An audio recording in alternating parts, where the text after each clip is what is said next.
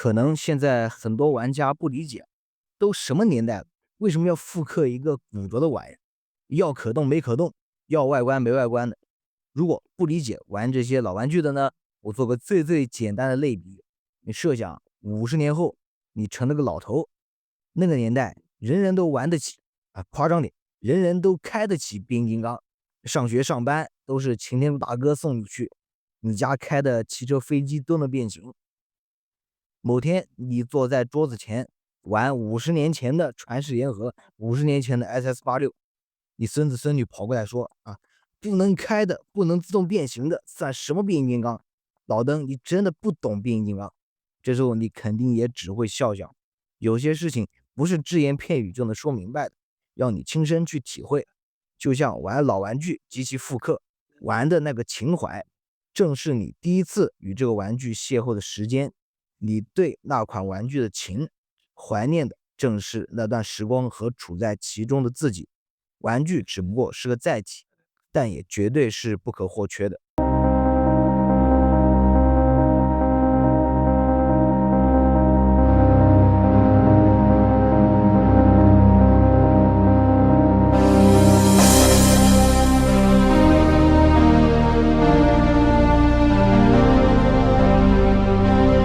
好，欢迎回到我的变形金刚玩具分享时间。今天咱们来看个老东西的复刻，来自官方的 G1 复古动画色，准确点来说，应该是86大电影配色的闹翻天。上期视频呢，介绍了最新的 Seekers 模具，这期整点不一样，玩玩最老 Seekers 模具的复刻版。本来想玩这个复刻版本的惊天雷的，但总是看惊天雷配色也会腻。就一起来玩一玩这款闹翻天吧。玩具我是94块钱入手的，虽然合金很多很坠手，但性价比的话还真要看个人。如今大部分人是不会喜欢这个造型的。角色我就不过多介绍了，今天主角是玩具。2023年复刻版，玩具造型设计来自 TT 社老资历大野光人老先生。玩具前身是戴亚克隆 F15 Jet Robot。后被孩之宝买入，赋予它这个故事背景，然后才制作了变形金刚 G1 动画。动画只是对玩具形象的一种诠释，更多的是玩具到了孩子们手上，对它天马行空的这个无限想象。光是玩具拿到手上就已经很满足。我不是那个年代过来的，但我爹是，所以我小时候也拥有不少的 G1 玩具，但大多数都是缺胳膊少腿，也不影响我去把玩它们。对老一辈来说，它是情怀，对我们来说它是童年。开头也说了，这种对于玩具的情感，更多的是对那个时候的你自己的怀念。今天呢，也是主要吹牛，顺便再玩一玩这个古着的戴亚克隆 F15 飞机机器人，大屁股电视机里出现的霸天虎战士，G1闹翻天。爸爸，先看盒子，盒子虽然不复古，但很好看。正面是递出的这么一个闹翻天形象，身形比较粗壮，挺像 DW 的这个画风。背景是汽车人城激战的场景 ，Transformers the Movie 告诉你这款是86大电影配色。下面有很简单的这个变形流程，底下有复古的孩之宝商标，这个商标是孩之宝在1978年到93年间使用的。之前还有一个流传过关于孩之宝商标的笑话，大概是这样的。这个时期的孩之宝在孩子们心中，到了孩之宝心中有孩子，孩之宝心中没孩子，孩之宝笑歪了，改模换色，跟这个隔壁万代是一个套路。盒子侧面是玩具本体渲染图，盒子背面如此。狗皮膏药在这边，底下这边是角色介绍和数值。可惜这款没有附属那种红色偏光片，直接这样看就能看清楚数值了。这款数值也是延续了 G1 老玩具的传统。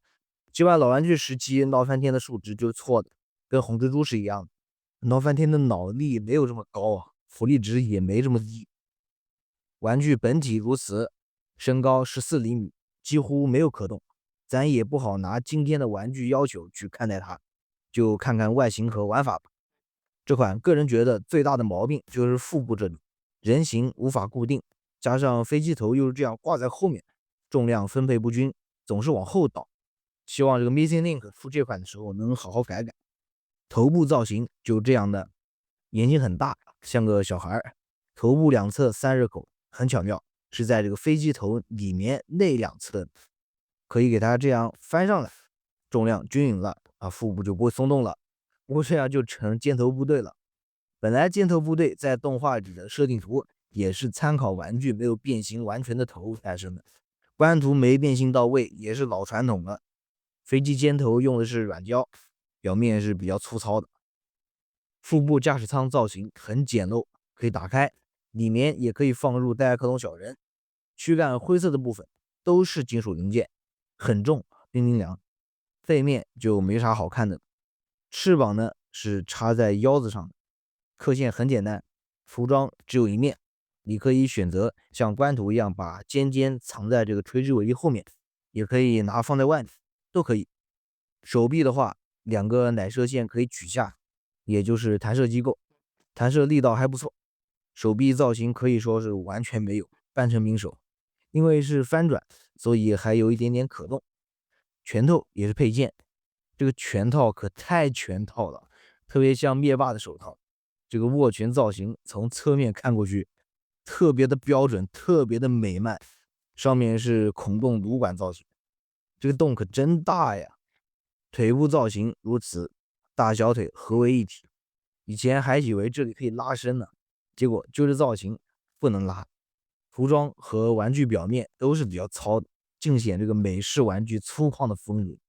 白话就是做工不行，依旧期待这个 Missing Link 重置，能加一些关节，加一些细节，让它更加精致一点。脚后面是后起落架的轮子，特别像是那个暴走鞋啊，不知道各位的童年里面有没有见过？当时很多同学都装逼穿这个带轮子的鞋，轮子也是在这个位置，就是这样的暴走鞋，看着还挺好玩。可惜小时候我妈没给我买，幸好没买，不然就成家豪了。配件的话，人形态余下的前起落架没有地方收纳，还有俩飞机形态替换的跟奶射线造型不一样的导弹。本来呢，这个导弹呈现效果应该跟盒子上的图一样的，但是这样的话，弹射部件就比较短了，容易被小孩子误吞，也容易丢，就只能将它延长了这么一大截啊！想还原的话，可以自行截一下，但要注意背后固定位点的长度和深浅。最重要的一个配件呢，是枪形态的老威。哎，我这太正了，真的好看。这个造型可能不还原 P38手枪，但这个粗柄这个枪身简直是太对位了。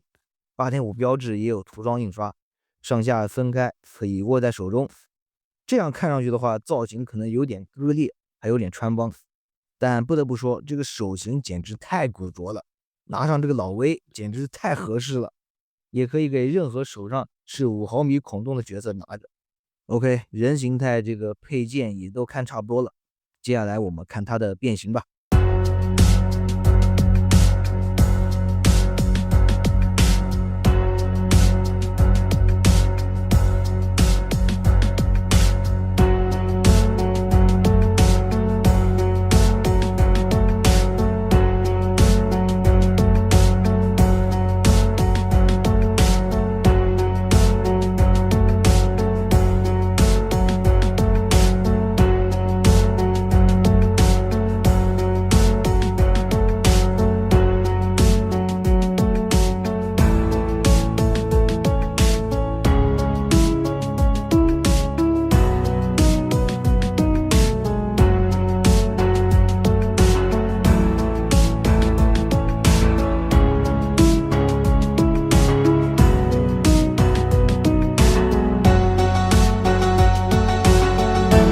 变形过程非常之简单，盒子上面也有一些部位，比如翅膀这里可以选择插拔，也可以不用，调整好的话是不会有干扰的。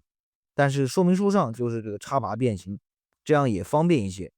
整体飞机也有些古着感，机头最明显，机舱盖又大又圆，所以会有种 QQ 的感觉。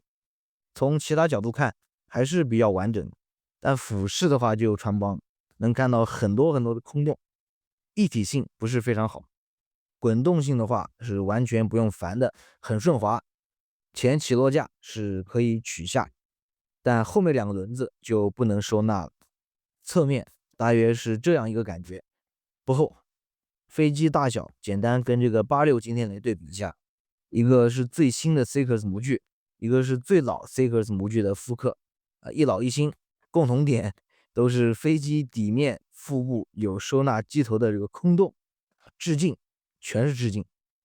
弹射机构也是照常触发，2种都可以，拳头是没法收纳的。威震天我想到一个方法，可以用2个腿夹住，当一个底部的机炮。老威这一面有一个卡扣，对准胸口扔子部位可以插入，造型如此，还原机中的收纳方式。另外这款因为结构原因是不能变成机形态的，毕竟腿部没有可动。总体来说飞机形态还是好玩的，至少比人形态好。5毫米插口想怎么插就怎么插，最早的 Evo Fusion 呢属于是没有定死的一个造型，怎么好玩怎么来。OK， 以上就是本期视频的全部内容了。这款呢不能用今天的审美去看它，本身也是个复刻，受众不是主流玩家，为自己的童年买单，90多块钱不算贵，你就等它的 Missing Link 吧。突然发现这2期视频，这个惊天雷和闹翻天都做过了，下期视频不做红蜘蛛是不是说不过去了？就做个100元内的官方红蜘蛛玩具吧。好了，这款G1老玩具复刻86大电影配色的闹翻天，是不是你的菜呢？欢迎在评论区和弹幕友好讨论哦。本频道无任何形式的软广和玩具商单，也请各位老爷点点赞、点点关注，有条件的来个3连，你们的支持是我更新下去最大的动力。我们下期视频再见，拜拜。